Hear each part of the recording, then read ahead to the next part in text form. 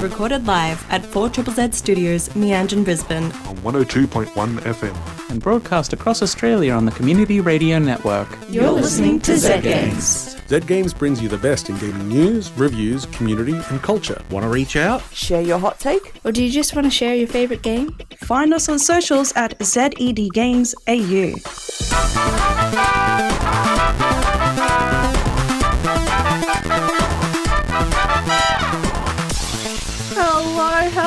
Hello, you're listening to Zed Games. And are you ready for this episode of Zed Games? My name is Zahra, and with me in the studio...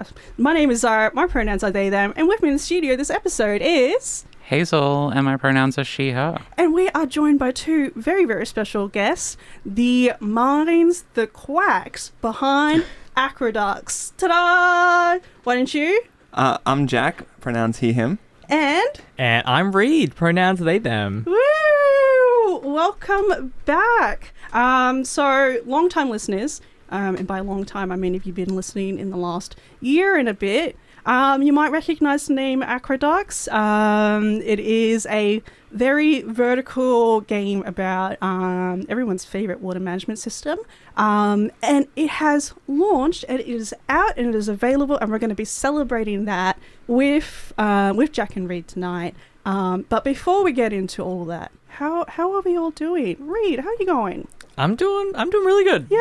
Super insanely busy, but we're here for it. Yeah. How about you, Jack? Yeah, I mean, same. Very busy, but yeah, very happy to be here. Got some exciting things cooking up? Yeah, definitely, that we'll be talking about soon. And how about you, Hazel? How are you doing? I'm doing great. I just got off work. I'm in my favourite place in the world. Life's pretty good. What more could I ask for? What more could you ask for? The launch and release of Aqueducts. Woo! So I guess first things first. It's been over a year since we had Aqueducts here in the studio. Would you mind reintroducing it to the audience for us? Yeah, absolutely. So Aqueducts is a 3D city building game where you... Board game. Yeah, it's definitely a board game. It's a city building game where you build a three-dimensional card tower by interlocking various ancient Roman buildings together to form a structure. Yeah, and it's all about the rise and the fall of your house of cards. So you build up your house, you build up your city, but every round it comes crashing down because all the garlic ducks are attacking, and you got to build up bigger and better the next round. I hate when that happens and my whole my tower cards collapses. So it's quite a large game. Is it not, with a lot of pieces? I think 190 cards. There's 6 player boards, all sorts of components. Yeah. What has been, when you're, I guess, making the rules book? I've been curious about the rules book process. How many iterations did it take for you to be able to create a rules book that made sense to players without you needing to be there to coach them? That is a great question. It took, I believe, at least 16 iterations from memory, and that went through so many different friends and random strangers, family that don't know anything about board games. It's okay, how do we make this so anyone can pick it up and play with it? Yeah, wow. And with producing a game that's got so many pieces, what was the process like in finding someone to actually manufacture it? So we got recommended manufacturers who we ended up using at the end, but so we reached out to a few different manufacturers for board games, just Googling board game manufacturers or board games that we've played and be oh, who made this board game? And getting quotes and stuff and basically sitting down or sending them an email, a bunch of this is what we want, how much is it going to cost? And yeah, so we ended up using Watts Games, which are based in China. And yeah, it was pretty back, a lot of back and forth to figure to kind of communicate to someone a continent away exactly what your board game's about and what it needs. So, yeah. It can be pretty tricky. Definitely. Trying to explain anything to anyone. I can relate. Being on radio, sometimes it's a bit of a challenge trying to convey an experience that's very visual, tactile. You kind of need to see it with your own eyes. but you got no eyes. So I've been a little bit curious. A lot of games do go the Kickstarter route, with getting that funding to be able to like actually produce the game. What was the experience like in setting up the Kickstarter, and how did it feel to finally hit your goal? Yeah, so the Kickstarter, it was a crazy process. It's a whole component of essentially making an indie game that is added on top. You got to understand the fundamentals of like, okay, you have to make a whole web page within the website that meets a specific like dimension requirements and make it look good at the same time. So it's this really big time sink that's really important because you might not be able to make the game without it, because you can make or break by that crowdfunding process. So it is really important to get it right. And as newbies to the crowdfunding scene, it was definitely a big challenge to overcome. Can I ask, did you have any like resources or support with that whole Kickstarter process? Yeah, did you have like a mentor or a guide or a Jedi Knight you could follow? An agency? Yeah, Jedi Knight. Yeah, 3. No, we actually kind of just went in blind almost. Like we just, I mean, I guess some Googling and, you know, a bit of rudimentary research into what needs to be done, but we didn't really have too many people to pull on in terms of like, hey, how exactly do we go about this? Yeah, there is an kind of an outdated source that the creator of Stonemaier Games has released. So that's kind of like a PDF document with like the basics of all of this kind of stuff, but not specific enough for the crowdfunding. But then there's so many Kickstarter campaigns out there. You can look at all the successful ones and see what they've done. And it's like, okay, how do I go about doing that? It's like, oh, I don't have a $1 million budget like they do. How do we make how do we make it on duck feet and feathers budget? Yeah. What was there anything that you found particularly challenging with like reaching out to people or just getting people to understand what the game is? I think, yeah, the challenging part was getting it out there. And it's still is a challenge because, like marketing is actually quite difficult and takes time and money.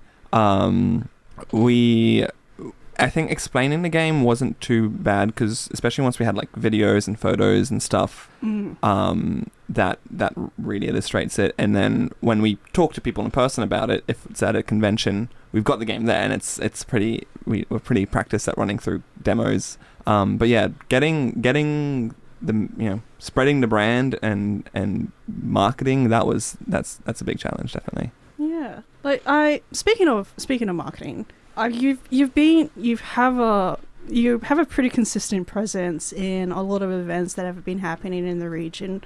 We had you at Queensland Games Festival and Indie Dev Night last year. We had you at Indie Dev Night just last week. We got you on the show again. You'll be back again at the Queensland Games Festival later this month. Was that your main focus, your main, I guess, form of outreach, or were there any other avenues you were able to like explore, like through digital platforms, for example? Yeah, I think definitely physical presence for us has been quite important because it is a very physical game and there's a lot of table presence to a game where you're building a three-dimensional city that gets lost in any other medium. And so we found like if people see the game, they get really interested, and because like it's just fundamentally a fun, silly, strategic game, once they sit down and play it, it's like, okay, they want the game, and that's really awesome to us. It's just like, how do we get it in front of as many people as possible? And I think things like the Queensland Games Festival are like super awesome for that. But we've been going to other conventions across the country as well. Yes, which I'm sure is a part of why you've been so busy. Yeah. If you could go back in time, let's say to a year ago, is there something you would change throughout that year? Anything you would change with the Kickstarter? Any avenues you wish you pushed more for? Or you've done a pretty good push? I think it's interesting because, I mean, at the end of the day, we had a successful Kickstarter. Thank you to all our amazing backers, and that was really awesome. So it's like, if we'd done differently, maybe it wouldn't have worked out. But I think if like maybe doing a bit more research on how we can reach out and kind of get ads to how's the best way to do ads, because we did like Google ads and stuff, or meta ads, and they were, I think there was kind of mixed results there. So just kind of, I guess, more time on the outreach part. And if people out there listening wanted to find out more about specifically board games being made locally, where would you tell them to look now that you've had to go through the process of like advertising? Yeah, I think local board game stores, I think, are a good place to start. Like Vault Games runs some awesome stuff. I think the Indie Dev Nights have a pretty good board game presence now as well. And there's some local groups popping up, like a board game incubator, and things like that, I think are really awesome. And there's some good groups on Facebook that you can join and get involved in kind of a more local sense. Yeah, there's nerds all around us. I think also Tabletop Con, which we were just at a few weeks ago, which is a Gold Coast-based board game convention, is very good because there's lots of indie designers there. So we're always happy to chat to anyone curious as well. Yeah.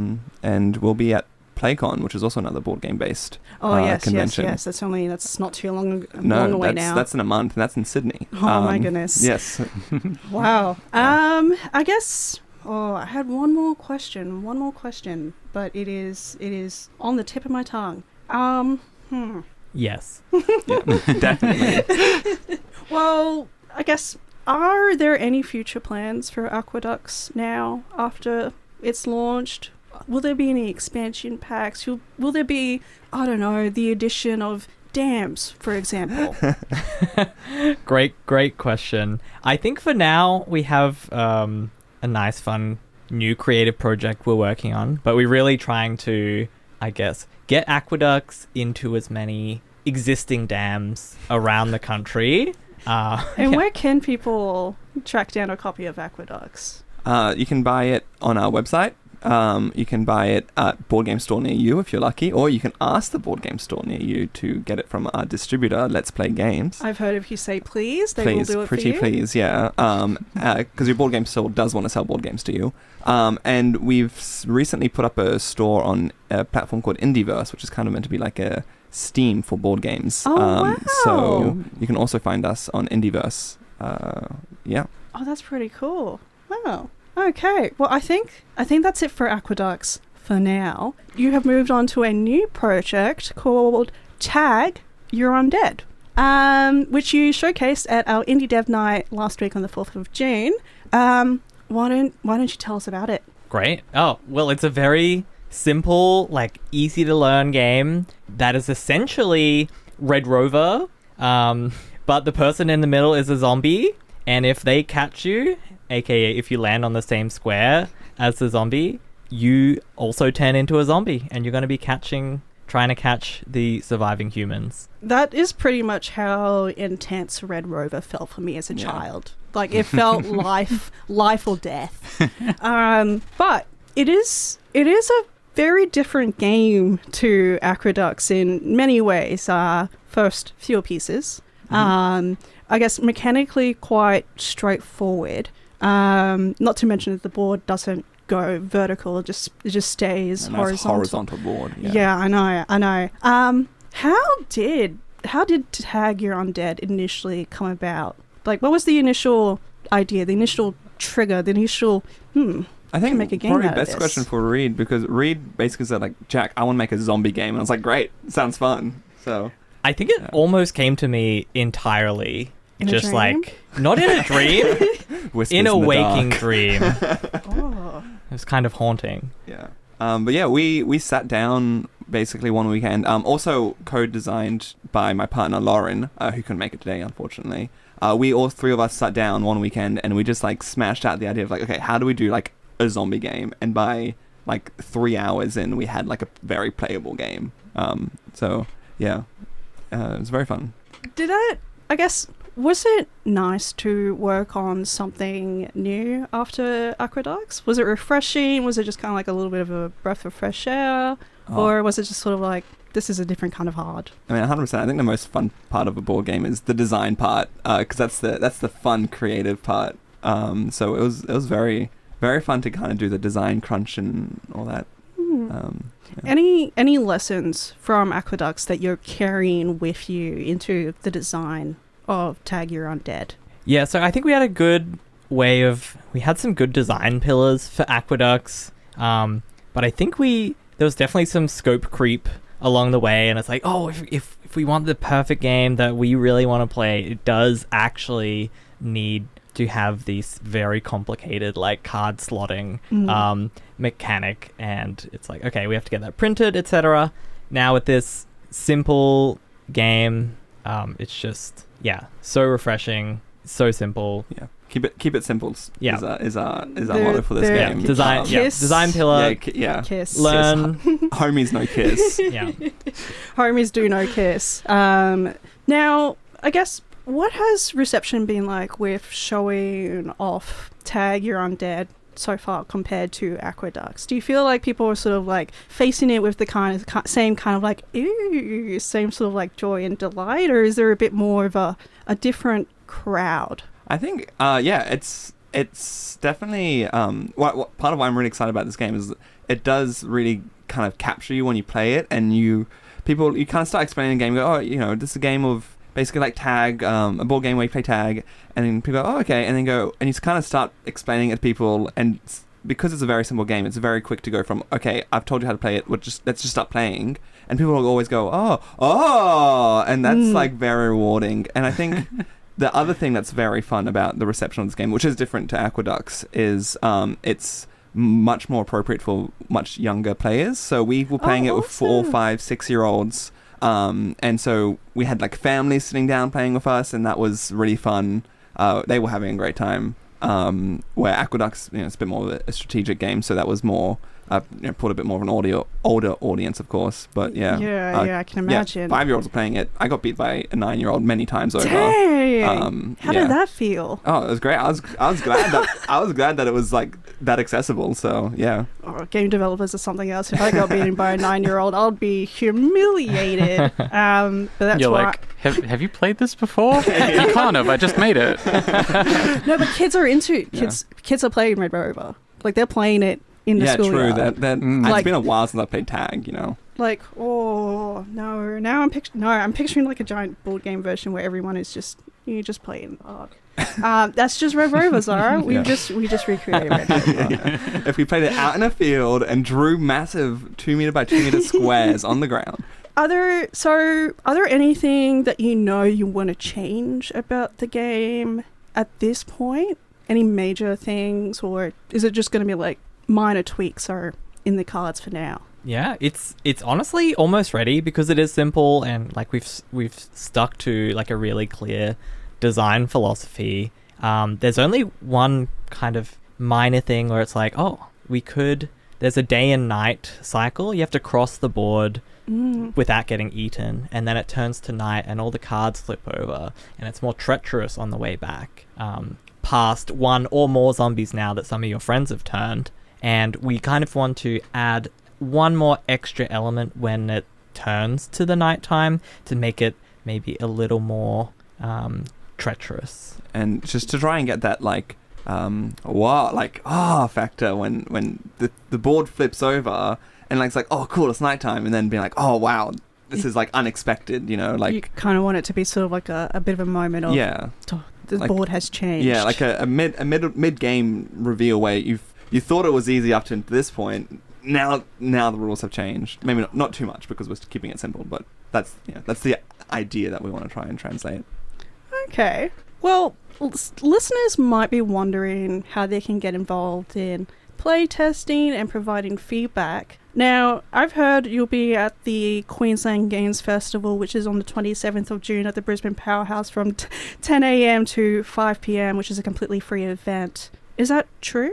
These rumours are indeed true. Wow. I knew it. Facts. Is it true that this showcase is also like a totally free exhibition, complete with workshops and whatnot? Yeah, you can just literally walk in off the street and have like They the can't best stop day of you. your life. They can't stop you. They might actually not, instead of stopping you, they might actually help you have a better time. What? That's bonkers. And people can play Tag Your Undead and 100%. Aqueducts here?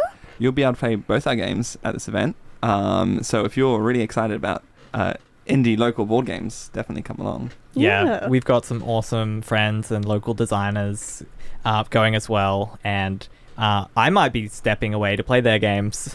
Oh, we have to take turns. Definitely. I love the festival, but the thing about the festival is that I never get to play as many games as I want to play. Yeah. But you will if you come, because you will not be there volunteering and working. Yeah, and you can talk to Jack and Reid, who are both lovely people. You can meet the team. And so good looking. Yeah. Oh, wow. Okay. I'm blushing. Like, you guys don't know because this is radio, but like you could know if you go to the Queensland Games Festival on the 27th Look for the of June. handsome people. That's us. It's just It 10 out might of 10 be- bombshells It all the might way be down quite in the difficult studio. because like a lot of the developers are pretty attractive. Yeah. Anyway, rumor has it. Okay, well, I just want to say thank you so much for joining us this episode.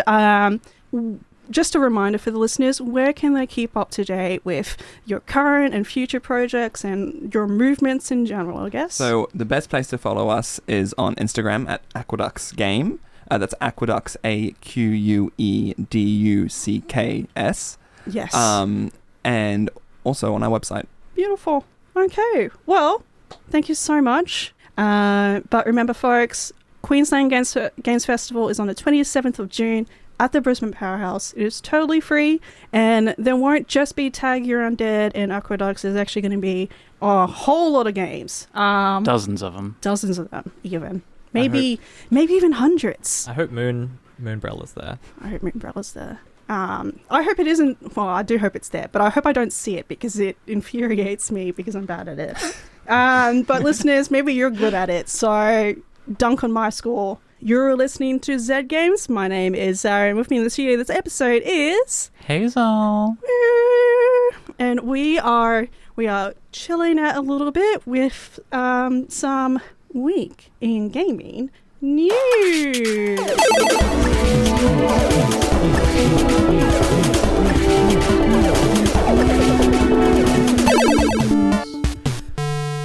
Okay, well, it is chock-a-block. We've got Xbox Games Showcase, we have the Nintendo Direct, we also have Frosty Games Fest, and we also had the Summer Games Fest.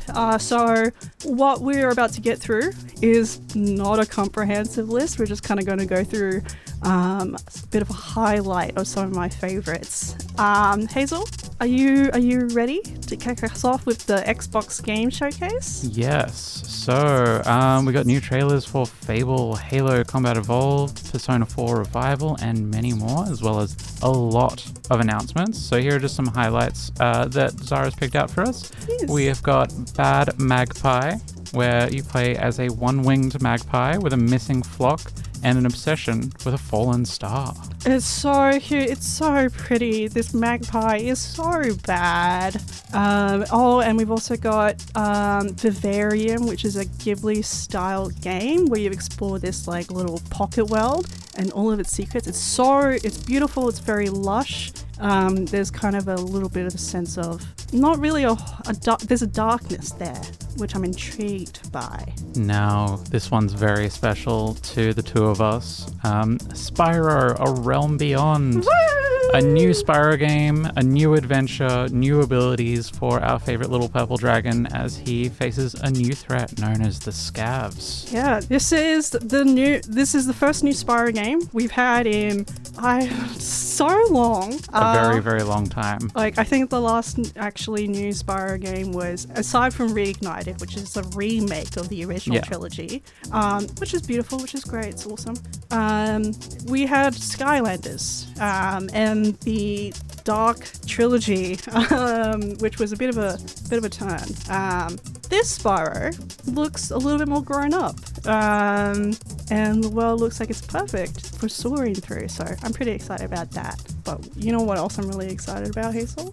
This one's very, very important for me as a kid who grew up with the original Xbox. To celebrate 25 years of Xbox, an anniversary edition of the Xbox Series X will be available, sporting the original Xbox look with a transparent green shell and so a matching good. controller. It's so sexy.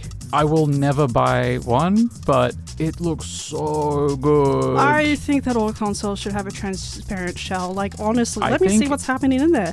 Every single Xbox should have just been transparent green from the beginning. Like, It was a huge missed opportunity that they did any other colors at all. yeah. Okay, moving on to the Nintendo Direct. We're going to look at a new trailer for Rhythm Heaven Groove for the Switch, which looks exactly what you expect from a Rhythm Heaven game. Super fun, super addictive. I can tell it's just going to suck me into it for, 2 or 3 weeks. But if you have the Switch 2, there is a lot to look forward, as a lot of games have been announced for the console. For example, Stellar Blade is getting a Switch 2 port, along with Xenoblade Chronicles 1, 2, and 3. And Minecraft. Minecraft is also coming to the Switch 2, and you can carry your Switch 1 worlds over, which I really appreciate. Big Walk has been announced for the Switch 2 and will be launching on the 4th of August. It's on all consoles, not just the Switch, but I'm very excited about Big Walk. This one I'm really excited about. Nintendo Switch Sports Resort, complete with thumb wrestling, which they should have just been doing that. Why weren't we doing that already? We also got Final Fantasy Resonance, which is a 2D turn-based game. Deltarune Chapter 5 has been announced for the 24th of June. Interestingly, we got a new trailer for Kingdom Hearts 4, which was not in my bingo card. And it looks quite strange for Kingdom Hearts. Yes. Sort of getting a little bit more into the Final Fantasy realm in terms of style, but Donald's still Donald. I think it will be very divisive. Yes, I mean the trailer's been a bit divisive already, but with such a long development time, I'm not too surprised that things have made a bit of a pivot. And we also have the Legend of Zelda Ocarina of Time remake announced, which gave us 5 seconds of Link sleeping at the start of the game. I mean, it's Ocarina of Time. You know what to expect. You know what it is. You just need to see how it's going to look. Yeah. Warming up, we've got Summer Games Fest. We got Resident Evil Veronica Remake has been announced, as well as a sequel to Cuphead. Don't really know much about what the sequel is, just that they'll announce more when the time is right. But this next one I'm kind of excited about. Yeah, for those of us listening live, we were listening to a track from Cassette Beast earlier, and now there is a sequel to Cassette Beast that's been announced. Cassette Beast 2002, the most emotional year. That's my own edition. A sequel to Cassette Beast with new protagonists, new beasts, and new beats. Yes. And a very interesting game called Gen Atlas. It's developed by the same creator of Shadow of the Colossus and The Last Guardian. So, sort of, you can imagine the kind of atmosphere. Where you wake up on an abandoned planet without knowing why you're there. And before you is just a vast nothing. So, I guess we'll see.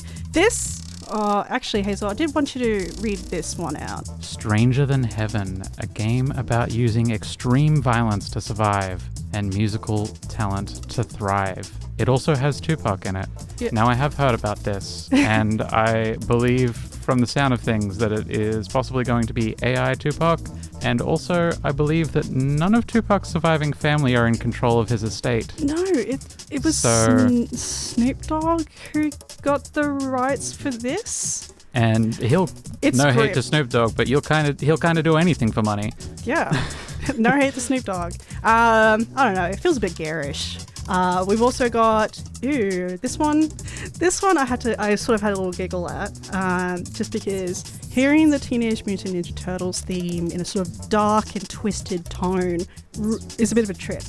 So Teenage Mutant Ninja Turtles: The Last Ronin is a game about a lone surviving turtle embarking on a hopeless mission seeking justice for the family he lost. real turtle heads will know that the original concepts for Teenage Mutant Ninja Turtles were a lot darker and grittier than what we ended up getting. So this is interesting. Ninja Turtles. Moving on, The Wolf Among Us 2. Somehow, it's back. And it brought a remaster of the first game with it. Folks, I gave up on The Wolf Among Us. Trench coat. I gave up on The Wolf Among Us 2. I gave up on it wholeheartedly. And it is here. Or apparently, it will be here. It looks awesome. It looks like what I wanted 10 years ago. But we shall see. Final Fantasy, the last chapter of Final Fantasy VII Revelation has also been announced. So good luck to all of you who are playing that. And let's chill out with the Frosty Games Fest. We had another Frosty Games Festival over the weekend, showing some familiar names and some new ones. This showcase features Australian and New Zealand games. You can watch the whole showcase on YouTube. You can also look at it on our website at Zed Games AU. But let's just blast through the games that were showcased there. We had Cloudlands, which is a cute colony sim set in the clouds. Freeline by Pierce, which is this really, really fun speed running platformer game about taking down the surveillance state, which is what I think like parkour games should be about. Mirror's Edge. I want this next one because the title is Unqualified, and that is spelt like quolls, like the little marsupial animal, one of my favorite animals of all time. A point-and-click detective mystery about a struggling artist investigating the death of his childhood friend.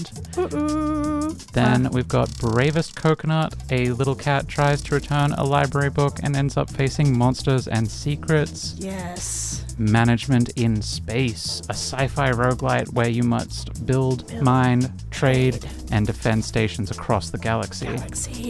Sting and Swing, which is B-Golf, but a platformer. Toil and Trouble, which is a witchy life sim where you've got to brew up some mischief and train a pig to find ingredients for you. And I have found my next desktop work companion in Ghost Rider, which is perfect if you require a little tired ghost typing away at a typewriter.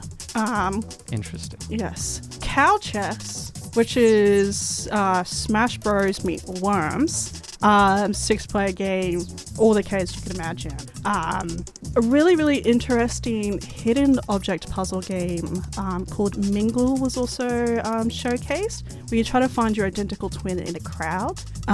It's all very stylistic. You're also like squiggles and shapes. Really, really cute. We've also got a follow-up to the game Cast and Chill. You remember Cast and Chill? Mm-hmm. Super chill about fishing. Now we've got Wild and Chill, which is also super chill. It's about hunting, but chill. And we've got the last one on our list, but not the last one that has been shown in the showcase. You can check out more online.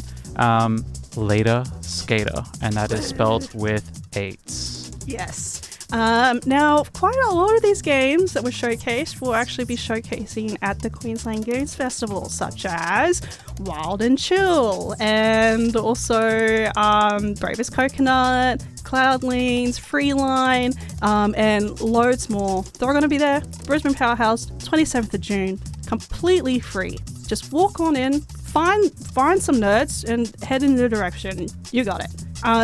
That's not the end of the showcases. We do still have Steam Next Fest, which runs from the 15th to 22nd of June, but we're going to wrap up really quick with some upcoming game releases. So 11th of June, that's today if you're listening live, we have Starseeker Astroneer Expeditions for PC, PS5, Xbox Series X, Nintendo Switch 2. 12th of June brings Little Nightmares 3, The Backstage for the PC, Xbox Series X. Oh, that's every console actually. And June 17th, put this in your calendar, folks. You've got Dench Attack for the PC, Xbox Series X, PS5, and Nintendo Switch 2. That was my best impression of a train horn. That was pretty good. And that's it this week in gaming news. Except that was just a really, really short version of this week in gaming news. There's loads more. We have it up on our website. There's literally so much. It would take us all night to talk about everything that's been shown. But we don't have all night. We actually have 4 minutes left. Thank you all listeners so much for tuning in. Remember that 27th of June, we'll be at the Brisbane Powerhouse at the Queensland Games Festival. There's loads of beautiful games all waiting for you to just get your hands on them. Come on down. It's the market's happening on the Monday. It's gonna be a beautiful day. I'm calling it now. Beautiful day. And can I just leave the listeners with one last message? Yeah. So many of the games that we just talked about, the ones from Frosty Games Fest, Aqueducts, and Tag Your Undead. If you come to local game showcase events like our Indie Dev Nights that we have every few months now, Queensland Games Festival, and so many others, you will have actually seen these games evolve. You will have seen the earliest versions of them. You will have seen them turn into what they are now and become big successes. And it's really amazing to watch. So I definitely encourage you to just come along. Yeah. Look at stuff. All right. That's all we have time for tonight. We'll see you next week, because we will be back next week. Until next time. Thanks for listening to Zed Games. If you'd like to listen to more, you can find us on the Community Radio Plus app. Or find us on socials at Zed Games AU. See you next time.